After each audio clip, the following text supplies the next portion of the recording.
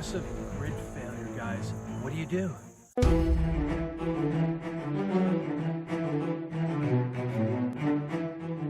Last week, Junior and I talked about what we're going to do if there's an impending lockdown.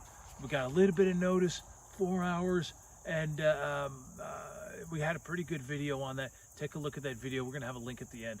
All right, guys, but today we're going to do something a little bit different. How about grid down, guys? Grid down. I'm not talking EMP. I'm not talking solar flare. There's just a massive electrical outage. Could be from a number of different sources. Could be some terrorist act. Could be some cyber attack. Whatever it is, that doesn't matter. But massive grid failure, guys. What do you do?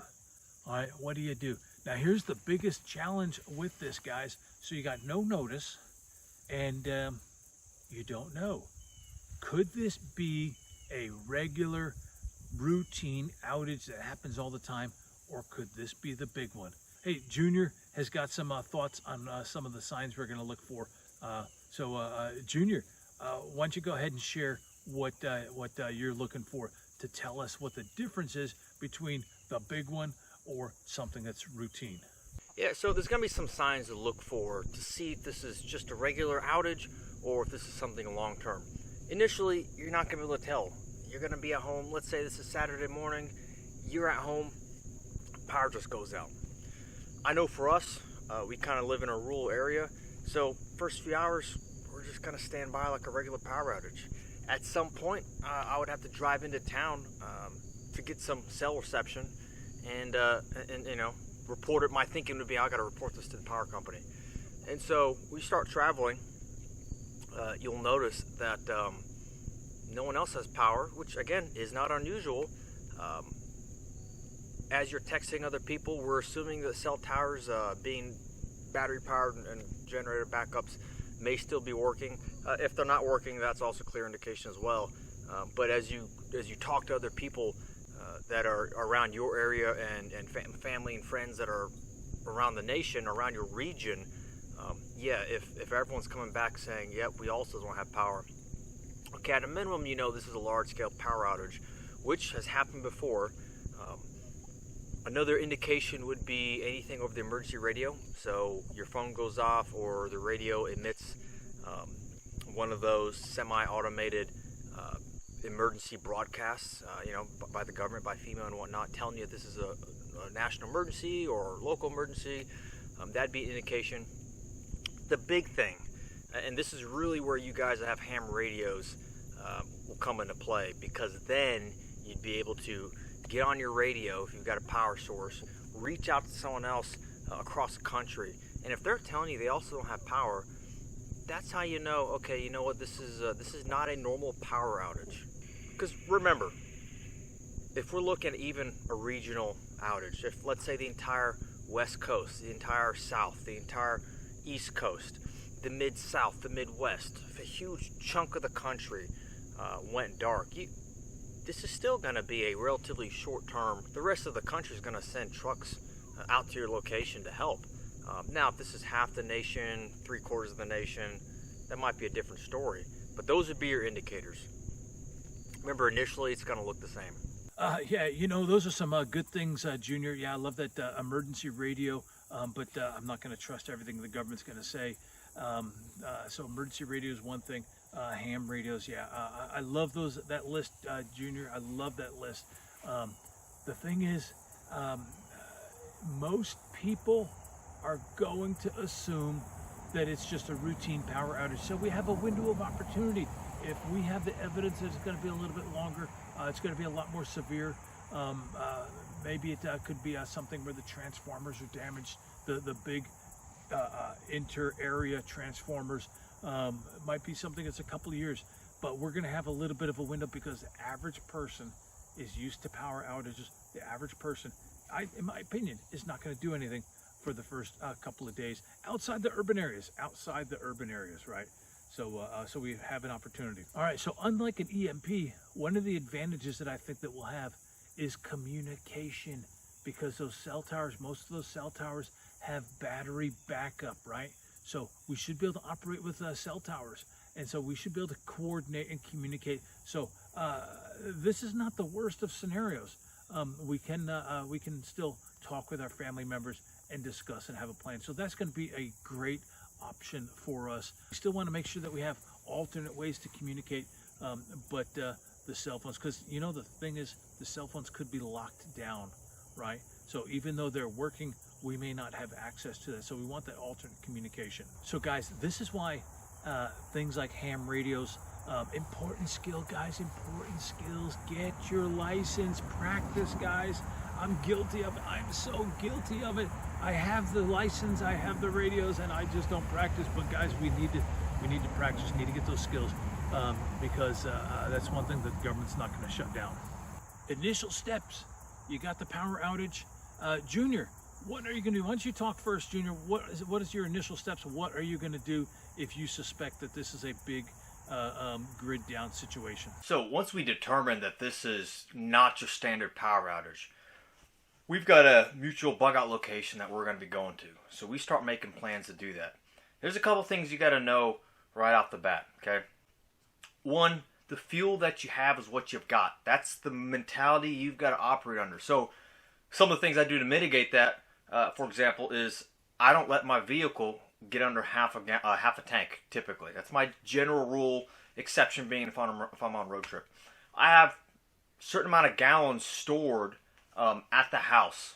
The general rule is if your vehicle was on empty, how many gallons of gas would it take to get to your bug out location? Double that. That's how much you should have standing by, okay? So remember, what you've got is what you've got. So don't go wasting gas going to 1,000 different places, right? We already spent some in this scenario going out into town to confirm whether or not this is a widespread event. And for us, I need to use cell reception. It really helps if you have a pre-made checklist, or at least a general outline of things you're going to take. We don't want a duplication of efforts, right? If he's taken, let's say, just example, 10,000 rounds of ammo, and I take 10,000 rounds of ammo, neither one of us took food and water, that's kind of dumb, okay? So have that in place. For me, I've got the vehicle, I've got a trailer, and this scenario actually probably also take my wife's vehicle. So we would load that up in a balanced manner. You should know what your vehicle's towing rating is. You should know what its cargo capacity is, okay? You should understand how to do that. You should have experience towing a load before. So for me, I'm loading up the trailer, I'm loading up the vehicle, my wife and I are loading up all that kind of stuff. One thing to keep in mind, early on, some gas stations may have gasoline, they may have power via generators. So in an emergency, if there's anywhere that's got gas, you should stop by and top off. As a general rule, obviously assuming there's no safety hazards and there's not a huge crowd of people and whatnot. But you should have cash. And for me, look, if the guy's price gouging, I don't care, I'm going to pay. Because in my mind, I'm thinking, if this is it, then I need to get what I can get to make it to my destination and to have extra. You know, we're not rolling out with AR-15s and weapons and whatnot. Standard security protocol, concealed carry, whatnot. Obviously, keep your eyes peeled because as things start to deteriorate, people might start to act a little weird. All right, Junior, that's a pretty comprehensive list. So we're going to be planning on heading to that bug out location. And so I will be at the bug out location much quicker. And you've got a really good list.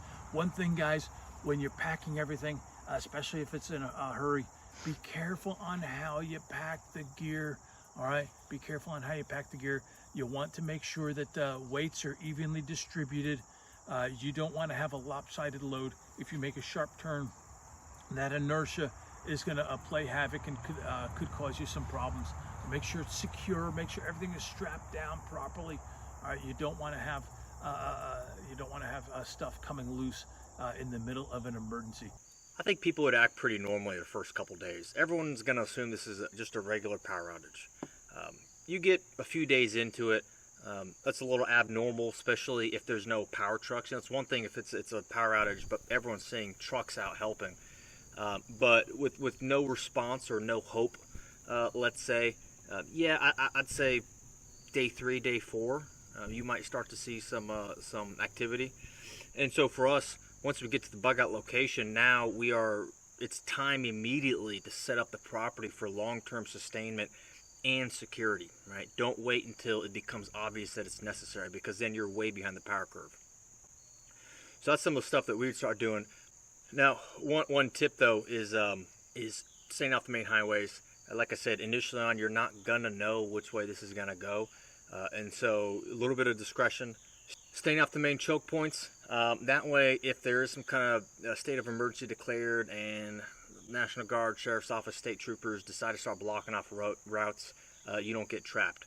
And then once you get to your location, like I said, we start setting up sustainability and security. Yeah, gas stations, you know, if there's no power, they're likely gonna be out, but you know what? Keep in mind that they may be running off a generator. So yeah, you might wanna fill up. Just reminds me, British naval philosophy, just a little bit of history, guys. And this is a big difference. World War II, the British had just a procedure. Anytime you pull into port, you fill up on fuel, right? And the Germans didn't, because they didn't have the experience of the British Navy at that time, and that really played havoc with them. I think they were running out of fuel. I think a Battle of Bismarck or whatever. Yeah, we want to learn from that example. And if you see a chance to top off your tank, and gas station is running, lines are not long, boom, go do it. Have cash, be ready to have cash, because we all know if the whole system is down, that means computers are probably or the credit card system is probably down as well. I'm going to be working on setting up alternate power for our bug out location. I've got that generator, I've got some solar. The big concern with me, because if we don't know how long this power is going to be out, I've got frozen goods. That's the big thing. I need to keep the freezer going.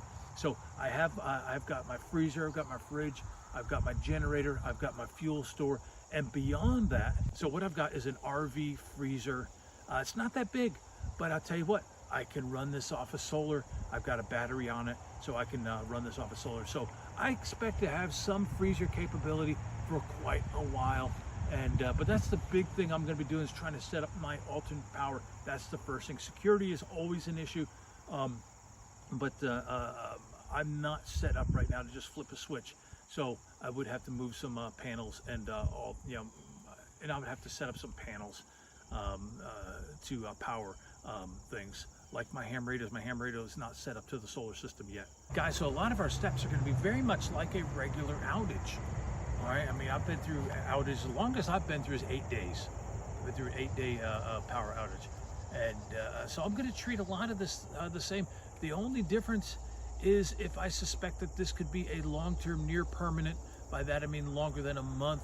That's pretty permanent. I'm going to have to take some steps for security and all that. So the bugging out is just that one extra element that we're going to add to that. But guys, what happens if we do all this and the power comes back on? Well, guess what, guys? We just ran through a drill. We just tested our systems, and we want to treat that as a test. All right, don't get discouraged and say, oh my gosh, we went through all of this and nothing big happened. All right, don't think about it like that. All right, think about it like a drill. What happens when you go through a drill? Afterwards, you sit down, you do an after action report. What went well, what needs to improve, and you write these things down and you come up with an action plan so the next time you get better. That's what you want to do, guys. If you run through all this and it turns out to not be the SHTF, all right, that's great. That's not a loss. It is not a loss. All right, it means you've just tested your system. Learn from it. All right, guys, stay safe and stay prepared.